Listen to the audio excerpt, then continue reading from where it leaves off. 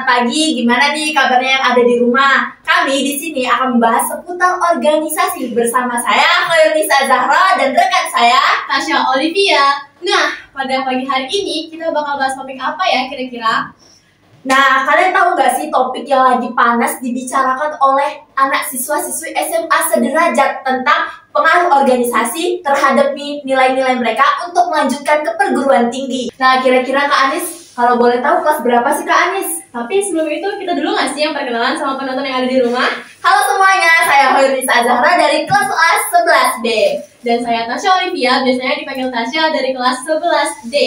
Dan saya Putri Anissa Salsabila, biasa dipanggil Anis dari kelas 12C, angkatan 16 di MIUSB Filial Batam. Wah. Tasya, kalau nggak salah kita judulnya kita ambil organisasi nih ya Tasya ya? Iya, menurut Kak Anis apa sih organisasi itu? Jadi, menurut saya organisasi itu adalah suatu pekerjaan dari individu yang membentuk kelompok dengan adanya pekerjaan secara struktur. Nah, jadi di mana pekerjaan itu sudah menjadi struktur dari awal sampai akhir, semuanya itu sudah terstruktur. Oh, ternyata organisasi kalau kita bahas secara covernya sesingkat itu, kayaknya kita Tasya harus lebih gali lebih dalam ya Tasya tentang organisasi Tasya. Kebetulan di MIUSB kita punya tiga organisasi ya Kiran? Iya, ada apa aja tuh ya Tasya ya? Ada OSIM, MPK, dan Rohis. Nah, buat Kak Anis sendiri, kalau secara tidak sengaja kita ketahui bersama, Kak Anis ketua OSIS dari MIUSB Filial Batam ya Tasya? Iya, benar. Itu kakak mencakup organisasi OSIS aja atau kakak juga berpartisipasi memberikan inspirasi dan aspirasi terhadap MPK atau Rohis tuh Kak? Kalau misalnya dalam program kerja kami itu hanya kepada OSIS saja, karena yang bertugas seperti itu tuh lebih ke MPK-nya. Karena MPK itu menjadi majelis perwakilan kelas, di mana dia itu mencakup kinerja untuk OSIM dan juga Rohis. Seperti itu. Oh, kalau berarti kakak pernah nggak sih ngadain event tapi 3 organisasi ini mencakup? Kalau misalnya event itu ada di beberapa proker kami, anak mutia sendiri di OSIM itu ada sih. Yang pertama itu adanya namanya Matsama, dan juga adanya yang namanya rapat akbar nih. Rapat akbar itu biasa itu lebih ke event organisasinya sendiri sih, bukan untuk anak-anak yang di luarnya. Baru juga ada yang namanya kami LDKS. Nah, biasa kalau event yang 3 organisasi itu memang terkhususkan untuk organisasinya aja, tidak terlebih ke untuk siswanya. Seperti itu. Apa kok stop? Kalau misalkan untuk ketiga organisasi, panitia dari acara misalkan seperti Matsama, LDKS, Rapat Akbar itu juga termasuk dari Rohis dan MPK sendiri juga ya Kak? Iya benar. Jadi nanti kami di situ membuat 3 organisasi itu bersatu. Dan di mana kinerjanya itu dari berbagai panitia itu kami bagi masing-masing jobnya. Karena kan di bagian berbagai divisi atau di berbagai organisasi itu udah ada divisinya. Nah, contoh misalnya ada humas, nah itu nanti humas dari 3 organisasi itu bisa bergabung dalam satu acara tersebut. Seperti itu. Oke, jadi seperti itu ya. Nah, menurut kakak sendiri, ada nggak sih pengaruh organisasi ke kita untuk melanjutkan perguruan tinggi? Menurut kakak sendiri gimana nih? Soalnya banyak nih yang siswa tuh bertanya-tanya, organisasi bukannya menghambat kita ya untuk melanjutkan perguruan tinggi. Menurut Kak Anis sendiri, tanggapan dari Kak Anis sendiri nih sebagai ketua OSIS tuh gimana nih? Oke. Jadi menurut kakak itu tuh bahkan organisasi itu menurut kakak menjadi pengalaman buat kita ke depannya nanti. Karena gimana yang seperti kita tahu di organisasi itu kita tuh belajar yang namanya meningkatkan kepemimpinan, menghandle waktu, dan juga kita bisa membuka relasi yang lebih tinggi ya kan, lebih luas, dan juga kita bisa meningkatkan kinerja kita dalam organisasi. Kenapa kakak bilang gitu? Karena contohnya nih meningkatkan kinerja. Meningkatkan kinerja itu biasanya kalau misalnya dari SMP nih kita belum ada organisasi, belum pernah mengikuti kegiatan seperti itu, kita masih terbengkalai. Sedangkan pada saat kita udah masuk organisasi, kita bisa tahu nih job desk-nya apa saja. Dan di organisasi itu juga seperti yang kakak bilang di awal tadi, sudah terstruktur dari awal hingga akhir. Jadi bisa kita mendapatkan gambaran gimana sih nanti dikerja pada saat kita kerja nih. Contohnya kita sudah nampak nih, oh seperti ini ya cara bekerja. Karena di organisasi sendiri kita sudah mendapat pengalamannya. Contohnya adanya sekretaris, dia membuat proposal. Nah biasanya kan itu digunakan kan pada saat kita di kerja kantor itu digunakan ya kan. Nah itu berguna banget untuk menjadikan pengalaman kita di masa muda untuk ke masa depan nanti. Wah, itu guys, masuk OSIM tuh juga sangat berpengaruh nih. Bahkan juga membentuk karakter kita menjadi seseorang yang lebih kuat mentalnya, bisa menghadapi dunia selanjutnya. Benar banget. Ngomongin karakter, gimana sih cara organisasi itu sendiri untuk mendidik karakter siswa nih Kak? Oh, jadi Diman ini ya. Kalau misalnya Diman itu kami menerapkan yang namanya 3S seperti salam, senyum, dan sapa. Nah, Diman itu kami sudah menerapkan yang namanya adat atau mungkin adat istiadat budaya dari zaman dulu hingga sekarang yang diterapkan. Sebenarnya kalau misalnya pengalaman dari SMP nih ya, kan di SMP kakak ini tetap madrasah, tapi di sana tuh salamnya itu masih kurang, masih minim banget. Jadi pada saat masuk SMA itu kayak benar-benar wow, ternyata Diman seperti ini ya. Kenapa? Karena pada saat awal masuk kita kan ada yang namanya mat sama nih. Nah di mat sama itu dibilang kamu jangan lupa salamnya ya. Pokoknya kakak-kakak OSIMnya itu yang menjadi panitia pada saat mat sama mengingatkan kita untuk yang namanya salam. Kenapa salam? Karena itu sudah menjadi budaya di mat tersebut. Wah iya bener nih guys. Kami juga dapat laporan dari beberapa guru kalau misalkan anak MAN USB memberikan dampak yang sangat positif terhadap masyarakat sekitar ya. Mau lingkup sekolah ya kayak sekolah atau bahkan luar. Ya, jadi menurut kakak organisasi ini menunjang atau malah menghambat sih Kak untuk kita melanjutkan perguruan tinggi itu? Oke, jadi menurut kakak itu dia nggak menghambat ya, malah justru dia membuka atau memberi peluang bagi adik-adik yang mengikuti organisasi tersebut. Karena kakak saja kemarin mendapat undangan dari ITB yang dimana itu jalur dari ketua OSIS, status ketua OSIS terbaik. Nah itu bisa membuat kita mendapatkan peluang langsung masuk ke ITB tersebut, tidak melalui jalur-jalur tes lainnya. Jadi seperti melalui jalur undangan, tahu kan? Oh iya, undangan guys, undangan. Ya, kurang lebih jatuhnya seperti jalur undangan. Wah seru sih jadi ketua OSIS, tapi Kak juga ngomong-ngomong ketua OSIS, tanggung jawabnya berat banget gak sih? Atau gimana sih? Berat banget ya jadi ketua OSIS tuh. Karena dimana kan kita namanya ketua pasti menjadi contoh kan buat yang lainnya. Yang contohnya saja dari hal-hal kecil misalnya untuk kedatangan. Kan ketua nggak mungkin dong boleh terlambat dari yang lainnya. Pasti dia harus datang lebih cepat. Baru dia juga harus memimpin teman-teman yang lain atau anggota-anggota yang lain.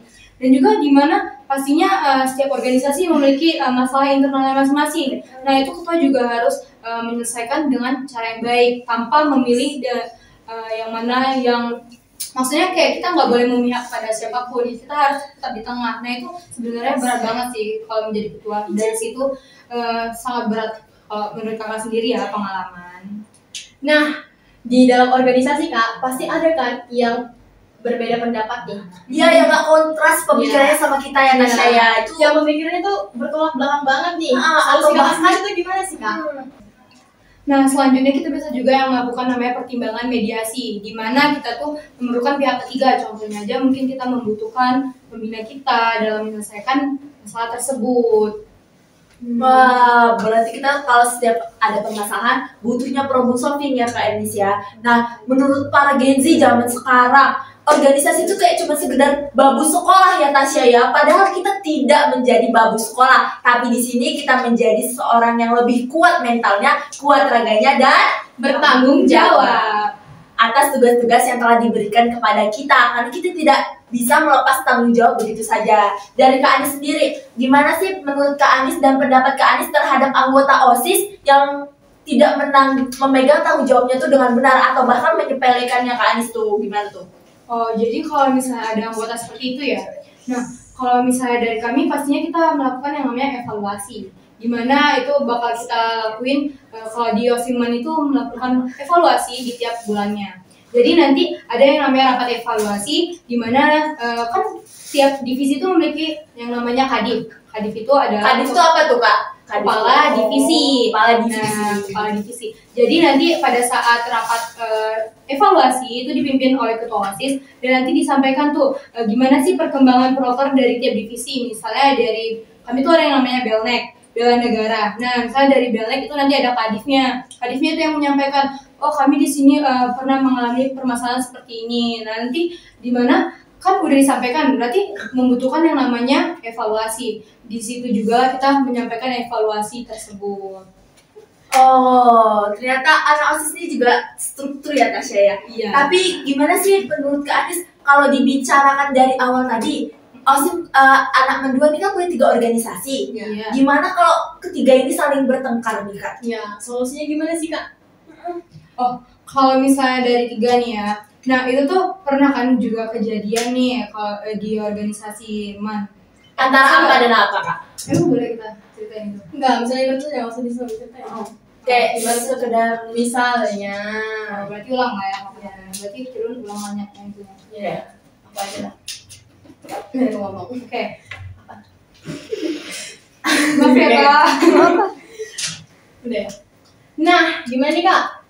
Kan di mana ada 3 organisasi nih? Gimana sih kalau misalnya 3 organisasi tersebut mendapat isu-isu dan mereka tuh iya ya kan Tasya, Iya. isu-isu pertengkaran ya kan? Oh, cara menyelesaikannya ya. Ya. Jadi, seperti lah kita pakai contoh saja ya, misalnya ada kan 3 organisasi nih, di mana ini ada yang namanya MPK, Rohis dan juga OSIM. MPK itu Majelis Perwakilan Kelas dan OSIM itu organisasi Siswa Ramadan.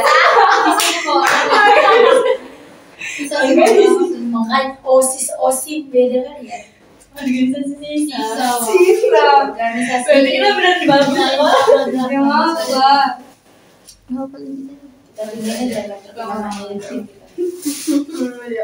Dari yang mana tadi? Nah, di MISB ini kan Kak, ada 3 organisasi nih, ya kan?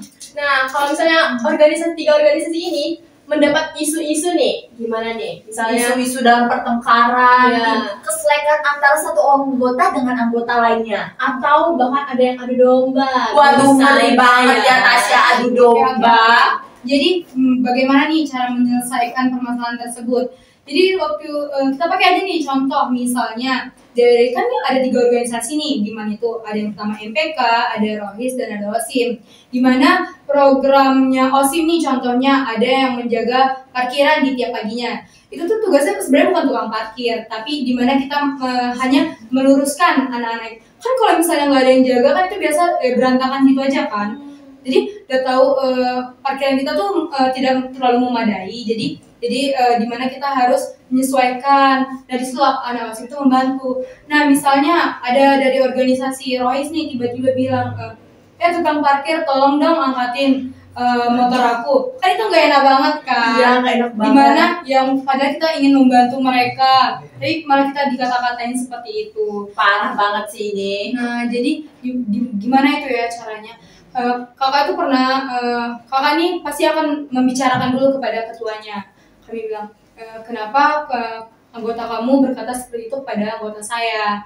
Apakah sudah selayaknya anak organisasi berkata seperti itu? Bukankah organisasi harusnya menyatukan yang adanya Dan saling mengayomi ya Kak Anis ya, Iya. menyatukan dan mengayomi, tidak mempecah belah satu organisasi Iya. dengan organisasi lainnya. Nah, baru nanti dari situlah ketuanya mungkin akan mempertanyakan dulu apakah benar kejadian itu terjadi apa tidak. Memang sekiranya terjadi, maka kami akan melaporkan kepada pembina. Nah, di situ kami sebenarnya tidak terlalu berwenang untuk menyelesaikan di dalam lingkup kami sendiri. Maksudnya, gimana kami menyidang dia. Karena itu sudah bukan wewenang kami lagi, jadi kami memberitahu kepada pembina kami agar pembina kami menyelesaikan masalah tersebut. Karena kalau misalnya kami menyidang dia, termasuk dong yang namanya pembulian di situ nanti akan terjadi, tidak mungkin dong. Nah makanya kami melaporkan kepada pembina agar pembina itu membicarakan kepada pembina polisi juga. Ngomong-ngomong soal organisasi, Tasya kan organisasi juga ya Tasya ya? Iya, kebetulan saya OSIM ya di sekolah saya ya. Oh, jadi apa tuh Tasya tuh? Harus diceritakan. Harus dong ini sebagai latar belakangnya saja secara sekilas dan kasurnya aja. Nah, jadi saya itu di sekolah saya itu memegang divisi kedisiplinan nih. Kedisiplinan, jadi kita harus mendisiplinkan para siswa dan kita sendiri atau gimana nih Tasya? Atau bahkan guru kita aja? Oh, tidak. Siapa tahu ya kan Tasya ya. Bisa Iya. diceritakan nih Tasya sedikit. Jadi di MISB ini ada namanya divisi kedisiplinan. Divisi kedisiplinan ini juga baru ya. Baru ya Tasya? Oh, baru dicetus beberapa bulan yang lalu atau baru 1 tahun belakangan? Baru beberapa bulan yang lalu. Oh, gimana tuh prokernya?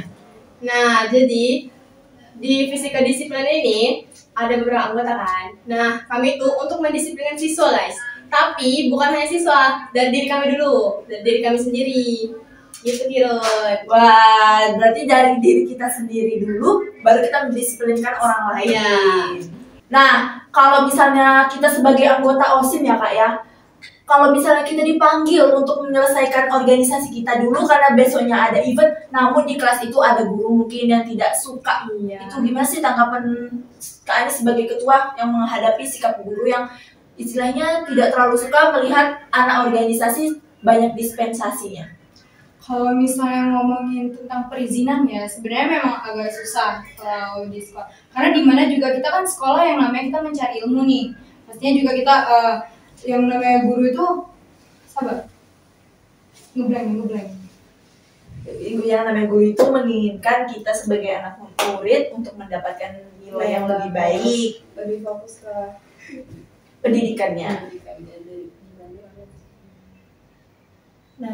Nah yang kita ketahui juga bersama organisasi, kan belajar tidak hanya di dalam kelas dan menuntut ilmu memakai buku tulis ya, tapi kita juga belajar gimana kita menyikapi sikap seseorang, bagaimana kita mencari problem solving, dan bagaimana kita bisa membangun kerjasama antara satu anggota dengan anggota lainnya. Enggak apa aja. ya kan capek semua ya. Masuk kota, serius. tiba-tiba lagi dia. Enggak usah ditebak aja. Gak ada pertanyaan lain gitu. Tasya, masukkan topik. Topik apa? Ibarat nggak direkam, ngarir Ini otaknya. emang udah direkam. Ini penyelesaian itu kita pakai yang rapat akbar itu nggak? Terus aja dulu Bika. Rapat akbar tuh boleh, itu nggak wadah, itu nggak dapur boleh. Berarti Tapi kakak aku masuknya ke pembina loh tadi. jangan, itu dapur, jangan dapur ya. Ulang Nanti nggak gak sih? dimasukan dulu, gak Ini ya dimasukan bahas lagi. profesi itu ya tadi. Iya pak. Jangan nanti. Ulang nggak sih kak? Iya, Iya, ulang nanti aja kalau. kalian ini pula membongkar aib. Bongkar aib mas ya kan kak? Iya. Blunder pula kalau Yang dari mana mana ya? ya? Satir pun Dari mana kak ulang? Gak usah kasih contohnya lah. Iya, nggak usah kasih Cara- contoh. Cara penyelesaian. Iya, Saya cara- kalau kamu kasih contoh Kayak misi A, musyawarah si B gitu. gitu. Melakukan musyawarah. Iya, bisa. Yaudah rapat akbar itu aja nggak sih? Kita kan nggak tahu jadi harus kita tanya. Iya, dari mana berarti itu ulangnya? Yaudah yang dari misalnya kak ada Yang tadi beda pikiran itu. Iya.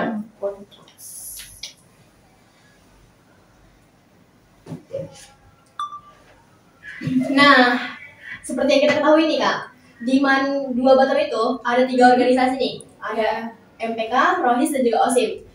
Gimana nih kalau misalnya mereka mendapat isu-isu dari siswa atau mungkin ada nih yang ada domba, Ada domba. misalnya ya. Ngeri juga ya, ada domba. Gimana nih tanggapan Kak Anis terkait hal tersebut? Atau solusi dari kakak sendiri itu gimana sih? misalnya ada kayak pertikaian lah ya antara Nah. kedua organisasi itu. Jadi cara menyelesaikannya itu kami tiap tahun ini di rapat organisasi itu ada yang namanya rapat akbar. Itu diproker dari pengtinya sendiri masing-masing organisasi. Dimana rapat akbar itu apa sih kak? Rapat akbar itu dimana kita bakal melakukan evaluasi terhadap semua organisasi. Adanya organisasi MPK, Rohis, dan juga OSIM. Nanti itu dilaksanakan setahun sekali. Kenapa? Karena biasanya itu mencakup proker-proker yang sudah dijalani dalam setahun tersebut. Oh, Dalam setahun sekali ya kak ya? Iya. Bukan 1 tahun 2 kali kayak setiap semester kita rapat akbar, bukan ya? Bukan, tapi itu tergantung dari ketuanya lagi sih bagaimana mereka menjalankan protokol tersebut. Ada yang 2 kali setahun, ada yang setahun sekali, itu tergantung dari ketuanya. Nah di rapat akbar itulah banyaknya laporan evaluasi, misalnya dari OSIM, Rohis, dan juga MPK. Disitulah kita bisa melakukan yang namanya musyawarah, di mana kita melakukan perbaikan untuk kedepannya agar tidak terjadi lagi yang namanya perselisihan antara semua organisasi di sekolah itu. Wah tuh guys, jadi kalau misalnya kita jadi anak organisasi itu kita lebih banyak belajar sama alam ya Tasya ya. Iya, Belajar benar. menyikapi seseorang, belajar mencari solusi. Nah gimana ini pendapat dari Kak Anis dan juga Tasya ya sebagai anak OSIM menghadapi guru-guru yang mungkin tidak terlalu suka dengan anak organisasi karena terlalu banyak dispennya tuh gimana tuh menurut Kak Anis? Kalau menurut kakak ya kita harus terima aja karena kan pandangan dari orang kan berbeda-beda kan. Iya. Cuman memang guru itu menginginkan anak-anaknya itu yang terbaik dalam Iya. penilaian. Karena kan kita di sekolah juga bertugas untuk mencari Belajar. ilmu, Iya. belajar. Mendapatkan nilai yang baik dan pantas. Iya, ya. benar. Walaupun kita Nah. sibuk dengan organisasi nih, kita harus tetap fokus untuk belajar itu. Jadi Iya. harus tetap selalu ada skala prioritas ya, Iya, Tasya. benar. Dan dimana pastinya kita harus memilih nih di mana sih kegiatan itu kita harus pada menghandle waktu. Itulah tadi yang kakak bilang di organisasi kita bisa yang namanya menghandle waktu atau memisahkan antara mana yang menjadi prioritas pertama dan prioritas yang kedua. Jadi misalnya nanti dalam pembelajaran nih udah mau mendekati ujian, tapi kita juga ada kegiatan OSIM nih, banyak nih event-event. Nah kita tuh harus memisahkan. Oh mungkin rapatnya diadakan 2 minggu sebelum adanya ujian. Jadi kita sudah mulai menyicil. Yang dimana kakak bilang tadi ya kita memanage waktu kita. Jadi membuat kan udah kakak bilang tuh organisasi dia itu membentukkan struktur dari awal hingga akhir. Jadi itulah seperti itu contohnya. Kalau misalnya ada guru yang nggak suka, ya mau gimana itu kan sudah menjadi tanggapan kita. Makanya kita harus pandai-pandai memilih waktu. Kalau misalnya udah 2 kali nih nggak masuk pembelajaran itu, ya udah minggu depan kita misalnya kawan-kawan ngajar rapat lagi kita bilang maaf ya udah 2 kali nih nggak masuk pembelajaran itu. Jadi nggak bisa. Jadi nanti dimana kita pasti harus mencari di lain waktu seperti itu. Tapi kan juga ada yang namanya kita kan di bawah pembina nih, di bawah arahan dari pembina yang pastinya kita memiliki yang namanya harus konfirmasi dulu dengan pembina kita. Jadi dimana nanti misalnya dari pembina itu memberikan surat izin kepada guru mata tersebut sehingga kita mendapatkan perizinan. Jadi yang namanya rapat-rapat di organisasi itu nggak langsung kayak main rapat-rapat gitu aja. Oh nggak langsung tiba-tiba seluruh anggota panggil untuk rapat enggak ya kayak aduh itu dadakan banget itu. Dadakan banget sih kayak gitu. Ya pasti guru mana sih yang nggak marah kayak gitu kan. Ngomong-ngomong soal kelas yang bercangkupan sama nilai nih Tasya, Kak Anis, menurut kalian nilai ini penting sih penting banget ya. banget lagi apalagi kelas-kelas kita yang udah mau menuju perguruan tinggi yang Iya. kita berdua kelas 11, Kak Anisnya kelas 12 ya kan. Tips and trick biar bisa manage waktu gimana tuh Kak Anis? Antara mengaitkan antara organisasi dengan nilai, karena itu nggak bisa tuh lepas salah satu. Otomatis kita bisa melepaskan salah satu tanggung jawab kita. Tapi kan kita juga sebagai anak madrasah harus memiliki tanggung jawab untuk memperbaiki nilai. Kita juga sebagai anak anggota OSIM harus bisa bertanggung jawab atas Tugas kita. ya. Gimana tuh menurut Kak Anis tanggapan seperti itu? Apa kita harus bisa melepaskan salah satunya atau kita harus bisa memanage antara kedua itu? Kalau dari kakak ya nggak mungkin dong kita lepas salah satunya karena dua-duanya udah memang kita ambil dari awal. Dari awal kita kayak ya udah saya mau menjadi anak OSIM dan saya juga mau menjadi siswa yang berprestasi di sekolah. Gak mungkin kita melepas keduanya. Kalau misalnya kita sudah memilih kedua itu, berarti kita harus pandai yang namanya memanage waktu. Gimana waktu belajar? Waktu belajar itu palingan cuman dari pagi hingga sore. Sedangkan biasa kegiatan OSIM itu dilakukan pada saat pulang sekolahnya. Nah pada saat pulang sekolah, kenapa? Itu kan kalau misalnya kegiatan OSIM itu tergantung dari ketuanya sendiri. Ketuanya yang memberi arahan kepada anggotanya mau dilaksanakan misalnya rapatnya mau kapan. Gak mungkin kami jarang sih kalau di Mandua itu memberi rapat pada saat jam pelajaran. Itu biasa ya di jam-jam pulang sekolah. Jadi kita gak terlalu mengambil banyak waktu pada saat pembelajaran sehingga pembelajaran kita tuh tidak terganggu. Karena juga tergantung eventnya sih. Misalnya nih udah mau mendekati ujian kan, tapi juga ada event nih contohnya kita ada yang melakukan kelas meeting anak-anak OSIS. Anak-anak OSIS akan melakukan kelas meeting tapi juga berkaitan dengan ujian. Kan biasa kelas meeting dilaksanakan pada saat setelah ujian kan? Iya. Gimana sih cara nge-handle waktunya? Jadi anak OSIS ini biasanya melakukan yang namanya briefing atau persiapan itu sebulan sebelum acara tersebut.